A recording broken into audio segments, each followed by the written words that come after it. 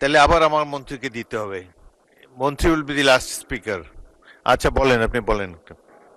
ধন্যবাদ মাননীয় স্পিকার। আমি একটু অবাক হয়ে যাচ্ছিলাম আজকে মাননীয় আইনমন্ত্রীর বক্তব্য শুনে। সংবিধানের বিরুদ্ধে উনি যে সুন্দর সুন্দর আজকে কথা বলছেন, ইনি কি একই ব্যক্তি কিনা যিনি 2 দিন আগে এই সংবিধানের পক্ষে গদগদ হয়ে এত সুন্দর কথা বললেন?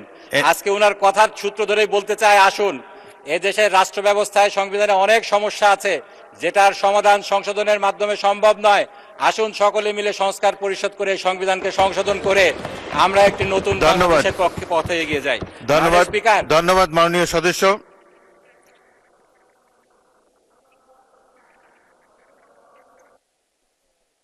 মাননীয় সদস্য, এইভাবে পার্লামেন্টে পাল্টাপাল্টি বক্তব্য হয় না। আপনি বলেছেন, অনেক সময় দিয়েছি, মাননীয় মন্ত্রী জবাব দিয়েছেন, দ্যাট শুড বি এনাফ। এখন আমি প্রশ্নটি ভোটে দিচ্ছি। মাননীয় সদস্যবৃন্দ, সংসদের সামনে প্রশ্ন হচ্ছে, আইনমন্ত্রী মোহাম্মদ আসাদুজ্জামান কর্তৃক সংসদে উত্থাপিত আকারে সুপ্রিম কোর্ট সচিবালয় রোহিতকরণ বিল 2026 অবিলম্বে বিবেচনার জন্য গ্রহণ করা হোক। যারা এই প্রস্তাবের পক্ষে আছেন তারা হ্যাঁ বলুন, যারা এই প্রস্তাবের বিপক্ষে আছেন তারা না বলুন। আমার মনে হয় হ্যাঁ জয়যুক্ত হয়েছে, হ্যাঁ জয়যুক্ত হয়েছে, হ্যাঁ জয়যুক্ত হয়েছে। অতএব সংসদে উত্থাপিত আকারে সুপ্রিম কোর্ট সচিবালয় বিল রোহিতকরণ বিল 2026 অবিলম্বে বিবেচনার জন্য গৃহীত হল। মাননীয় সদস্যবৃন্দ, বিলটির উপর দফাওয়ারি কোনো সংশোধনী নেই। আমি এখন বিলের দফাটি সংসদের সামনে পেশ করছি।